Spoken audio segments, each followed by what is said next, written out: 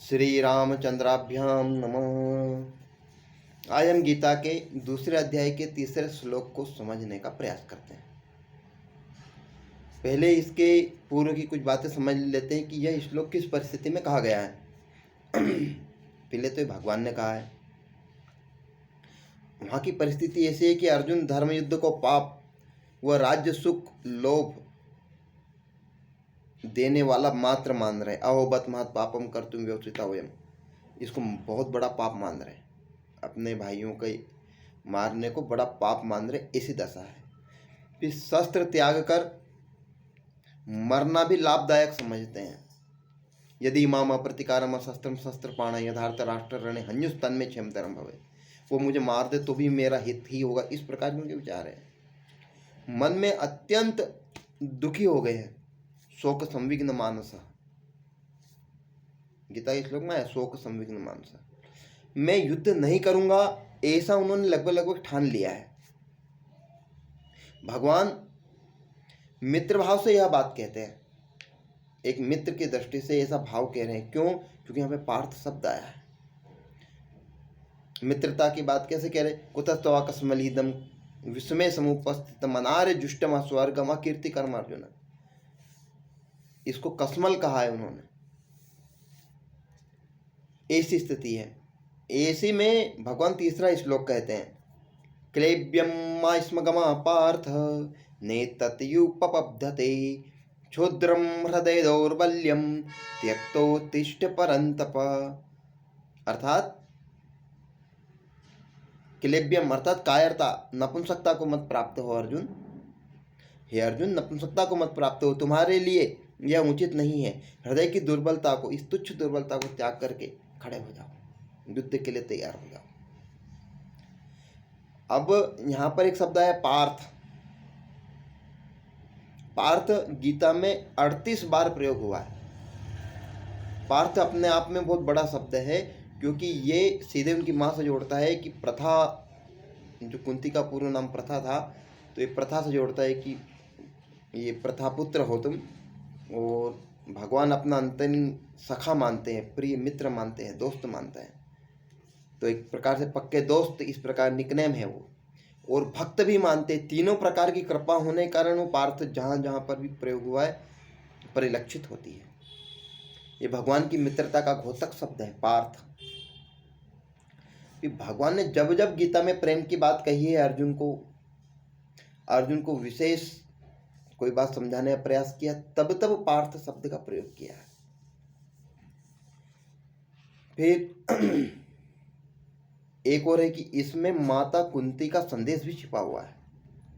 माता कुंती ने संदेश पहुंचाया है। ए तद्धरंजयम वाच्यो नित्योद युक्तो व्रकोदर तदर्थम क्षत्रियासु ते तस्य कालो अहम आगतः। अर्थात जिसलिए छत्राणी अपने पुत्रों को जन्म देती है वो समय आ गया है, ऐसा अर्जुन को, भीम को, सभी को बता देना। जब भगवान श्री कृष्ण शांति के दूत बनकर गए थे उस समय वो माता कुंती से भी मिले थे।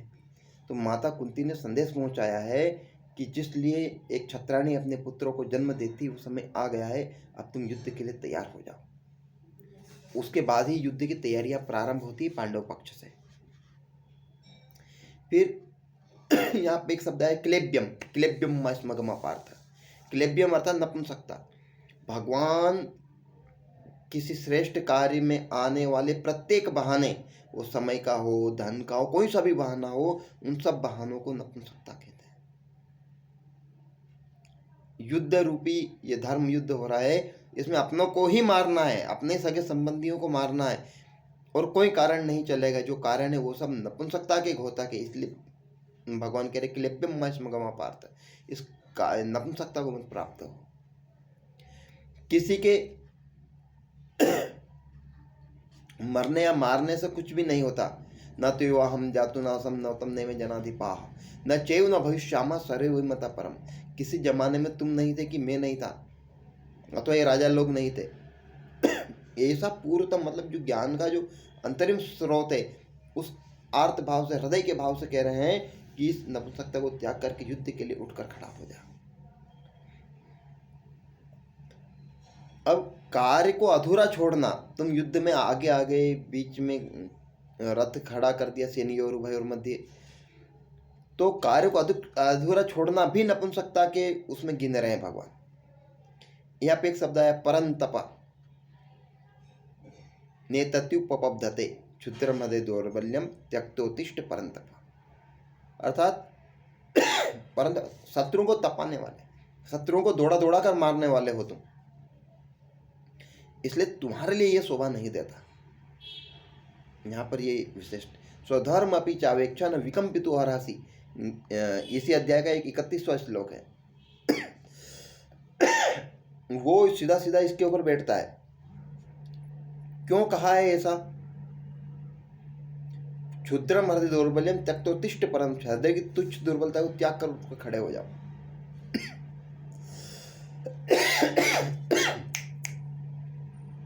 तो उसका कारण है स्वधर्म अपि चावेक्षा न विकम्पितु हरासी, धर्मादि युद्धा क्षयो अन्य क्षत्रिय न विद्यते।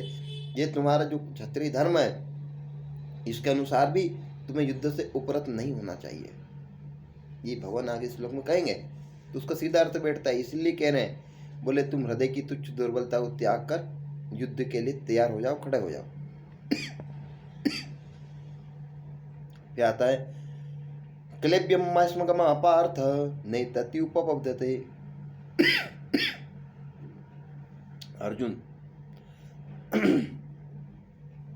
युद्ध को न करने के बहुत सारे कारण बता रहे हैं, पर भगवान उनकी तरफ ध्यान ही नहीं दे रहे। उनको एक तुच्छ, एक रद्दी के समान मान रहे, उनका कोई उत्तर भी नहीं दे रहे। भगवान कह रहे हैं, बोले तुम्हें युद्ध के लिए खड़ा होना ही है। अब यहाँ पर एक शब्द आया क्लेब्यम, अर्थात नपुंसक का कार्य कौन कौन से हैं? तो वो भी है धर्मशास्त्रों के अनुसार 6 कार्यों को नपुंसकता की श्रेणी में माना गया है। नंबर 1 आत्महत्या करना, ये भी नपुंसकता की श्रेणी में आता है। डर कर रहना, व्यवस्था में अनिर्णय की भूमिका निभाना, धर्म युद्ध न करना, युद्ध में पीठ दिखाना, और पर्याप्त संसाधन होते हुए भी भीख मांगना। ये जो 6 कार्य है ये नपुंसकता की श्रेणी में आते हैं। भगवान कह रहे हैं तुम इसके योग्य नहीं हो, तुम इन सब कारणों को छोड़ करके युद्ध के लिए खड़े हो जाओ। ये वीरों को शोभा नहीं देते। क्षुद्रम हृदय दौर्बल्यम, हृदय की तुच्छ दुर्बलता है, ये वीरों को शोभा नहीं देते, इसलिए तुम उठकर खड़े हो जाओ। अब हृदय की दुर्बलता कितने प्रकार की होती है? क्षुद्रम हृदय दौर्बल्यम, ये तुच्छता है, हृदय की दुर्बलता कितने प्रकार की? 2 प्रकार की होती है। कौन कौन सी? एक तो मेरे मरने के बाद मेरे परिवार का क्या होगा, मेरा क्या होगा, मेरी धन संपत्ति का क्या होगा, जो ये भाव है ये हृदय की दुर्बलता है। दूसरा, लोग क्या कहेंगे, मेरे इस कार्य के कारण लोग क्या कहेंगे, ये भाव आना, यह भी हृदय की दुर्बलता है। इसलिए भगवान कह रहे हैं इन सब कारणों को छोड़ो और युद्ध के लिए खड़े हो जाओ।